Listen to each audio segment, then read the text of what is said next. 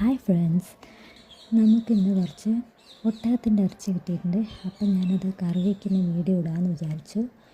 ഇത് നല്ല ഐസായിട്ടുണ്ട്. തൊട്ട വീട്ടിൽ അങ്കിൾ കൊണ്ടുവന്നതാണ്. അപ്പോൾ അതെടുത്ത് നന്നായിട്ട് ക്ലീൻ ചെയ്ത് മുറിച്ചിട്ട് നമുക്ക് കുക്കറിൽ ആദ്യം ഇട്ടൊന്ന് വിസിൽ വയ്ക്കാം. അതിൻ്റെ വീഡിയോ എടുത്തത് മിസ്സായിപ്പോയി.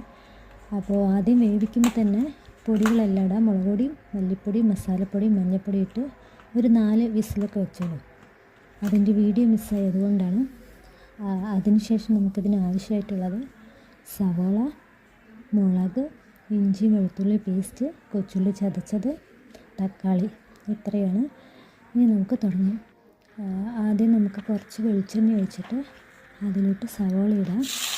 സവാളയും മുളകും ഇട്ട് നല്ലവണ്ണം ഒന്ന് വഴഞ്ഞ് വരുമ്പോൾ കറിവേപ്പിലയും കൊച്ചുള്ളി ചതച്ചതും കൂടി ഇടാം.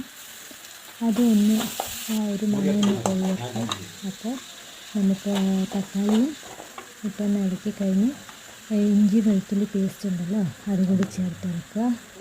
അതുകൂടി നന്നായിട്ടൊന്ന് പച്ചമണം ഒന്ന് പോയി വരുമ്പോൾ നമുക്ക് മസാല പൊടികളെല്ലാം ചേർക്കാം. മുളക് പൊടി, മല്ലിപ്പൊടി,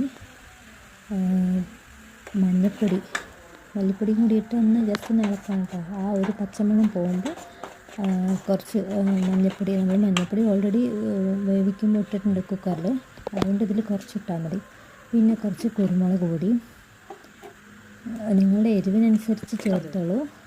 പിന്നെ ഗരം മസാല അതുകൂടി ഇട്ടിട്ട് നല്ലവണ്ണം ഒന്ന് ഇളക്കി പച്ചമണം എല്ലാം പോയി കഴിയുമ്പോൾ നമുക്ക് കുക്കറിൽ വെച്ച ഇതാണ് നന്നായി വെന്തിട്ട് 3-4 വിസിൽ വെച്ചാൽ മതി.